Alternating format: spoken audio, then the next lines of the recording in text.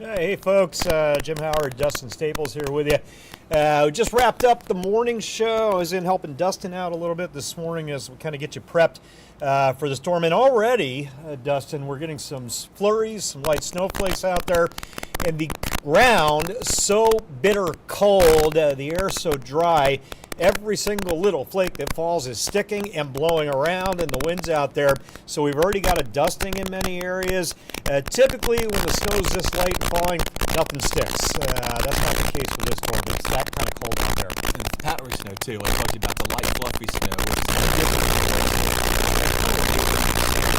Not all the time it's a heavy wet snow, but it's not going to be coastal low shore. But so. the bitter cold continental air that is built in over eastern Carolina keeps that snow light and fluffy and dry, and that helps it to add up to higher totals. A heavy wet snow compacts.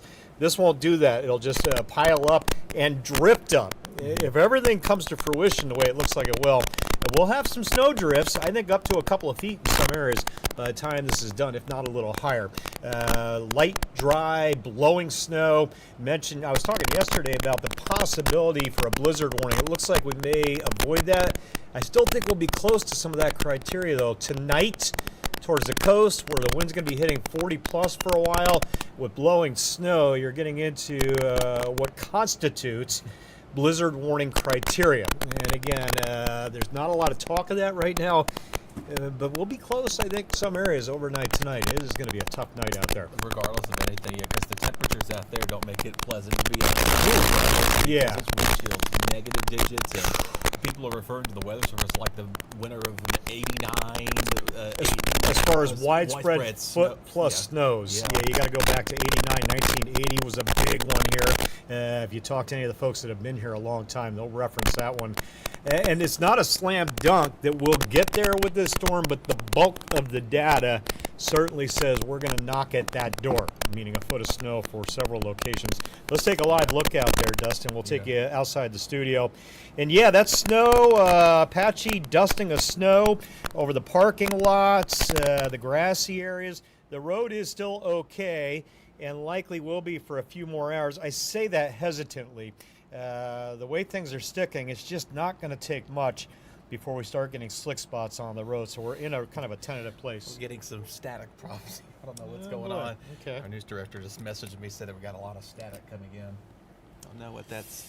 I have neither of us are an engineer. Don't know what that's I wonder if Jennifer, can you make out what we're saying okay within the static, or is it to the point of frustration? Let us know. Yeah, I'm hearing it too, says Tammy, Julie. That's a bummer. Let's pull that other mic out. Is that other mic completely dead? We'll try to see if this works. We're going to switch mics, and we'll talk for a minute before we get into the weather stuff again. All right. You got that one on? There's some noise coming from somewhere. All right. Let me turn this one off. Guys, the bad mic off, new one on.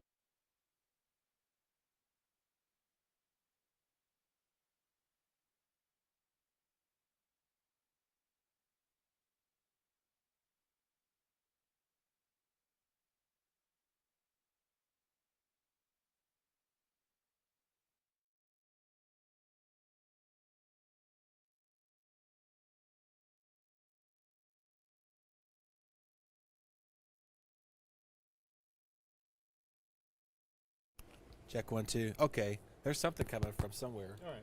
I'm assuming somebody's got talking to us. Sorry, let's try this one more again.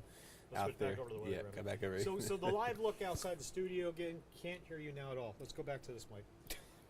All right, go back to this mic. Okay, all right, we're going to stick with the staticky mic. Thank you, Rod, for that quick response. All right, there's Greenville right now, 23. Apologize for the in and out static, but we quite honestly don't know for sure why it's doing that. Look at the wind chill, 11, and that's not bad considering where we may end up. That wind chill feels like temp. May roll down towards 0. It probably will after sunset into the overnight. In fact, negative wind chills by the time we get into late tonight, tomorrow morning. That's another aspect of the storm, the bitter cold air. That wind blowing 15. That'll gust 30 at times. Thank you, Jennifer. 23 in Grifton, wind chill value 10. Low stratus deck hanging overhead. That is a snowy looking sky if I ever saw one. Light snowflakes, little light dusting out there. We'll click along. Dustin's going to jump in here in a sec. I just want to get you through live cams. There's Washington at 25 with it feels like a 13. And then New Bern, 27. Also a wind chill at 10 to 15. This is bitter cold. 22 on that wind down in Craven County right now. Good morning, Tammy, down in Richlands, Onslow County represented. You can see those temps. That applies all the way down into Onslow County through the beaches. Mid-20s. This is a cold storm. Last stop, I think, Goldsboro. 22. There's a feels like single-digit 8. The wind chill on that light dusting of snow over in Wayne County right now as you head out. And again, the roads could turn quick up. It's snowing at the coast, finally. Look at that beautiful shot. Check that out, folks. You can see the snowflakes in Morehead City right now. And actually, as you look at the dock there, we should have turned that camera a little bit. Yeah. There is a little bit of a light dusting all the way down to the beach right now. And you guys on the beach, you should hit a 6-inch plus snow. Some of the models, and I know a lot of you are looking at different sources.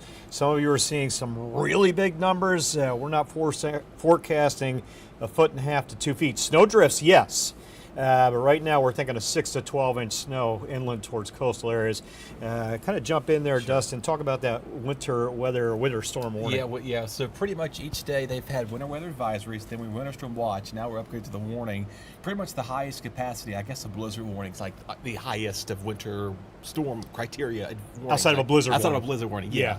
So of course, we may not see that. But ice storm warnings are pretty horrible as well. Yeah, we have. But a winter storm warning, we can have winter weather advisories typically. That's what we usually get here, or a winter storm warning. Winter storm warning implies a much more impactful winter event, usually several inches of snow, bitter cold air, some of the other aspects. Whereas a winter weather advisory, what we usually get, typically under 3 inches, maybe a 1-2 inch snow or freezing rain, light freezing rain event. So this is certainly a high impact event, and that's an understatement, quite honestly.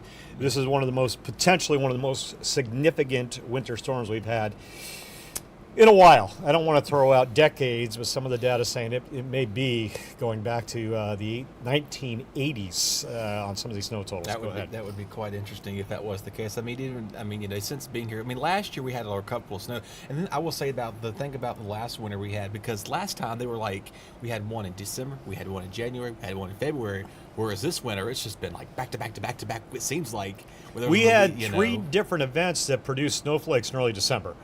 I remember being shocked. What's that? Veterans Day too. Veterans Day. Yes. Yeah, good point. And that was early to see snowflakes 3 times. In fact, we had a 1 to 2 inch snow back in early December. I think it was 264 north. So yeah, and then we had 70s for a while. I remember we hit 80 a couple of times. It seemed like there in late December. There's your radar. And that's light snow falling. Generally, there's a little bit of a lull. Maybe Bath, Aurora, Vanceboro down to Trenton, Richlands, a little break there to Jacksonville. You get a little north of that, light snow falling. Pitt, Lenore, Greene County, Martin County, and then out around the Pamlico Sound, all adjacent real estate. We saw the snowflakes in the live cam. Morehead City radar verifies that or backs that up. And it looks like Hatteras Point, you might be getting rain there. That might be the lone location or a rain-snow mix. Dustin's going to walk you through the model data here. Yeah, of course. As we go towards the rest of the day, we're going to be seeing again about mid-morning to early afternoon. That will continue on as we go for a lot of our area. And then the coast, again, you most likely may see a little bit of a mixing at times, but that's going to be very rare, though, because temperatures will be above freezing. So you probably see rain and then transition over to snow as we do that. And then the temperatures fall real quickly down to the teens and 20s tonight. And then eventually the Outer Banks will see all the snow by tomorrow morning, because I've had people message me about, what about Outer Banks? What about Outer Banks? Well, I think this is your time to shine for the snow out there, or time to blow around the snow. It won't be shining as much with the sun out there. So, and this is where the snow drifts come in, because all that wind along those beach-facing winds there makes those snow drifts come about. It's going to be unique to see snow and sand together. I've never seen that before. We've had it a few times since I've been here, and it is an amazing sight. To look out at the ocean with snow all over the beaches. It's such a rarity. And as Dustin rolled that graphic, you saw the back edge of that snow line. Generally from 2 a.m. to 7 a.m. the snow is shutting down. 2 a.m. well inland, 7 a.m. on the coast. Kind of lock those times in, 2 a.m. to 7 a.m., the back edge of the snow departing. So we shut it down early morning hours, well inland, 1, 2 a.m. And then on the beaches, it's probably going to be 7 a.m. tomorrow-ish before the snow is completely gone. And I think that's going to equate out to a solid 12 inches of snow. And there are varying solutions in the models. We're talking about that potential dry slot further inland. That's why you see some lower numbers in there. Some of the data says that snow will hang back there. So you don't want to lean too heavily on any certain scenario. That's where you start running into danger. I like to say plan for the worst, hope for the best, plan for some of the higher totals, and then hope some of those numbers come down maybe further inland. Right now, though, I think it's going to be a good solid 6 to 12 inches. Most areas, some of the lower totals more inland, the higher totals near the coast. And of course, back towards Raleigh, we had to kind of trim some of those down because they'll still see snow. And I mean, like someone mentioned, the dry slot coming into play. So regardless, you'll get a break, but you're going to still pick up some accumulation, whether it's an inch, 2, 3 inches. Yeah. So definitely probably a good I think snow. those numbers back to Raleigh certainly could end up higher than that. But we're focused more I-95 eastbound in our backyards. The bottom line right now, the storm is moving in this morning. We've got the light snow falling, the light, dry, fluffy snow. Roads become very slick as we get into late morning into the afternoon. Many of them, not all of them. Right. And then overnight, we're snowing moderate to heavy at times with the precipitation, generally all snow. Actually, it's hard for me to say just snow. So there's such a rarity here for everybody to be seeing just snow. That's why I use that word precip a lot. Let's say primarily snow, exits by sunrise Sunday. And again, roads turning dangerous as we get into late morning. And then once they go, they won't come back to us for a while. Some of the big main roads that the road departments are working hard to clear out, hopefully by late tomorrow, some of those will be better. But the back roads, it could be a multi-day event with that cold air. There's a breakdown day by day. Yeah, pretty much like we said this morning, the snow starts to fill in later on, and tonight the roads will begin to get a little slicked and treacherous to drive on, and then those winds pick up, the snow exits heavy, so that snow begins to pick up as well. And then by late in the day on Sunday, it's gone, or late morning rather, and then again the cold and wind continues. And then the next story beyond that is those cold weather alerts, and you kind of see, looking, a broader perspective of that. We're not the only ones dealing with this. This is all the way down to Florida, where they could see snow flurries in Tampa. That's fun. It is. That's fun for the Floridians. I live down there, and it's amazing to see the temperature get below 50, much less the chance for a few snowflakes down there. So I've got family down on the Treasure Coast down near West Palm Beach.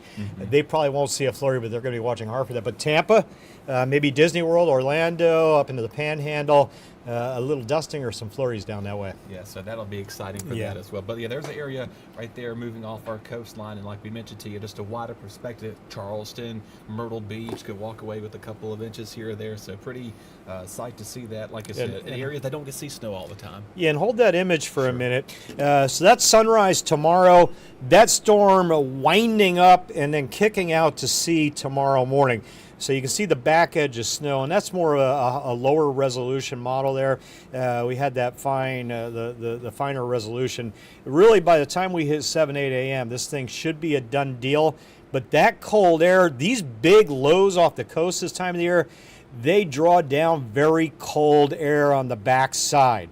That term nor'easter, initially it's a northeast wind coming in when the storm's a little south of us. That's where you get the term nor'easter. And then as the storm starts to pull away, that wind turns more north to northwest, and it's just a bitter cold air mass typically that rolls in behind the storm. Certainly, that's what we're thinking or seeing here as we get into Sunday. The snow gets out, but that bitter cold air, there will be zero melting, not only Sunday, but Sunday night into Monday. Cold, cold, cold. Roads could be treacherous through the day Monday into Tuesday. Hopefully midweek or so we'll start seeing some improvement. This next system back there you saw on that front looks like Wednesday that'll approach, and we'll get the chance for, I think, primarily some rain, it looks like Wednesday. Some of the models get a little mixed to the northern county. Justin's going to back that up. What's that front? There it is. Wednesday, late day, Wednesday night, that front with a rain chance. Yeah, so we'll keep eye on that. But right now, the winds northeast 10 to 20 miles an hour, just about all the way around. So again, definitely seeing that. Here's what it feels like outside. You kind of forget the actual temperature because people say, well, why does it use the temperature and you don't use the feels like? Well, you factor in the wind. You got to factor in a lot of other things with that too, you know.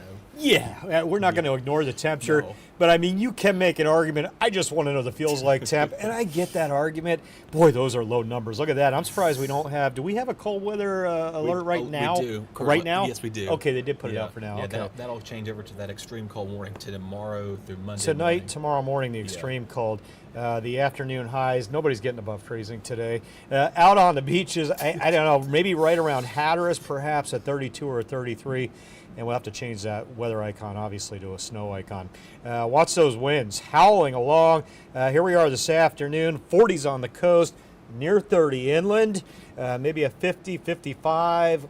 Can't rule out a 60-mile-an-hour gust. That's not gust. Watch that timestamp. That's critical on this graphic. There's midnight, 1 a.m., absolutely howling winds and snow flying tonight. It's going to feel more like North Dakota out there.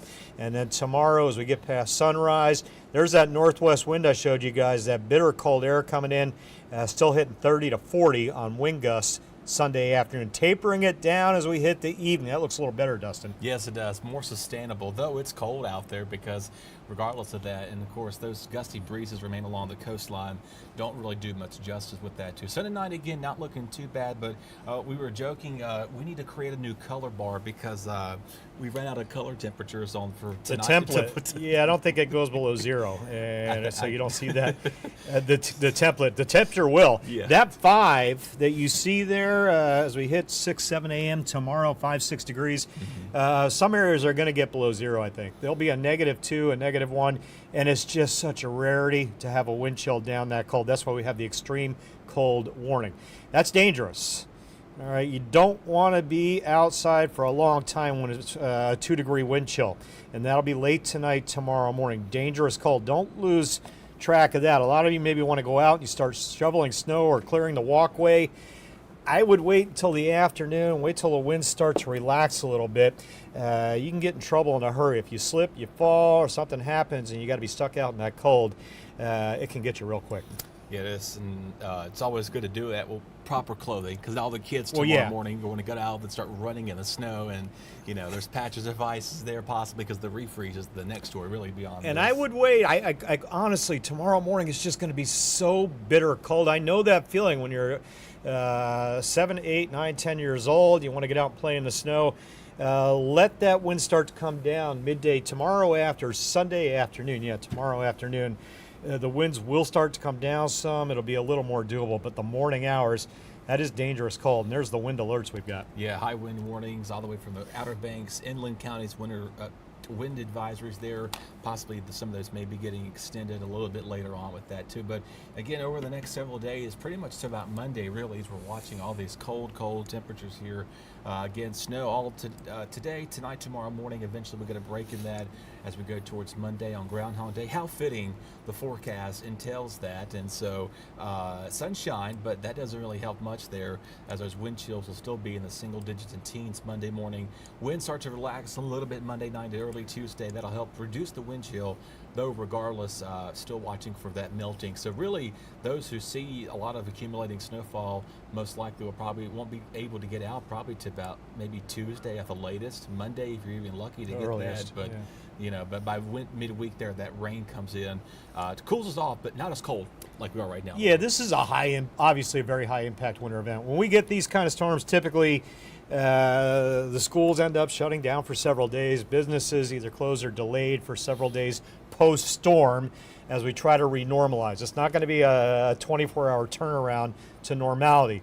It's going to take time. It's going to take work. It's going to take sunshine. It's going to take some salting and work in plowing. We got to get plows out there if we verify these snow totals, which you probably will.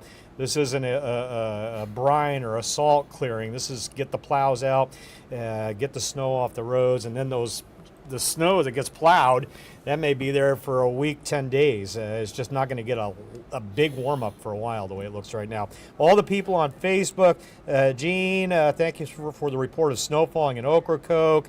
We've got so many responses. Sharon, thank you for tuning in. Ray, snowing over in Red Oak right now. Some folks saying, I think 2 to 3 inches, and some folks saying a whole bunch more. Depending on where you look, you're going to hear every possible scenario you can think of. That's the nature of storms like this. And everybody kind of latches on to, what they're usually the high number. Yeah, and then some of the lower numbers. Our numbers is 6 to 12. And generally, I think most of us should come in that range. There may be some outliers that end up with 3 or 4 inches. Somebody could get 1.5 feet. That's not out of the realm of possibility. Don't want to toss out any possibilities, but I like our general 6 to 12 inch forecast right now with some of the higher totals towards the coast. And folks, it's not an exact science. All right, when you're watching us do this work and make these forecasts, you have to give a little leeway. Don't lock in and hold us within, this tiny little movement on that forecast. Sure. There's not an exact science. There's so many variables that go into storms like this: the temperature, the wind direction, the strength of the storm, the location of the storm. All those little shifts and changes affect the snow totals, where those snow lines set up. So don't get locked in on this is what's going to happen. Or if I say to you there's going to be 8 inches, and you'll never hear me say an exact number, always going to give the range. Sure. You have to kind of cover yourself. Every storm is unique and different. Pull this up real quick, and I got to cut in. Go ahead. But you got to see there, that's where we kind of bullseye that point there, where all the heavy snow to the coast, inland. It looks like or somebody, Zach or somebody, adjusted those 2 to 5 inches a little bit further south now, but because possibly with that, but still in the bullseye park between Pitt and Lenore counties right there, that's where that cutoff line could get well over 7 inches, well close to 5-6 inches with it too. And then again down towards you see Beaufort there, you could still get up closing on a 1/2 foot or more, but generally speaking back towards I-95 it doesn't really look like a lot more is expected. But if those temperatures and the cold could overachieve that, oh gosh, yeah, it could obviously don't get too focused on that. And again, that's more west of us and north of us. For us here in eastern Carolina, still looks like 6 to 12. As you get back to the north and west, those numbers may come down. But again, that's generally as you're getting out of eastern Carolina, as you're getting back towards I-95 over towards the Raleigh area. Again, for our backyards, our numbers still look pretty good, 6 to 12 generally before this thing wraps up tomorrow morning. And then it's the cold winds and everything else that comes with all the post-winter storm effects that we deal with here for several days. Lots to keep track of. Yep. That's the latest from us, guys. We're going to jump back off. Dustin's got to go do a cut-in. I got to update some social media sites. We'll have people checking in with you all day. Watch our website. Fully updated story on the storm, frequently updated as we go through the day, tonight, and into tomorrow. We're on top of it. We'll keep you guys ready throughout the storm. You got it.